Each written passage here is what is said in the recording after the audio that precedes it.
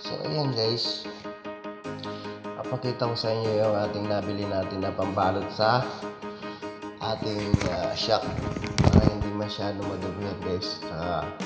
Pag nadumihan kasi at nagkaroon ng buhangin yung rubber niya, yan kasi magkukos ng papasukin yung ating gasket, kaya mabubutas yung gasket natin guys, kaya tatakas yung langis. Kaya kailangan natin protektahan yung ating shock, lalo na sa mga scooter guys. Yung isa lang yung shock nya, kailangan talagang alagaan. So yun guys, mabibili niyo yan guys, ilalagay sa ating comment section yung link para mabisita natin o mabisita nyo yung ating shop.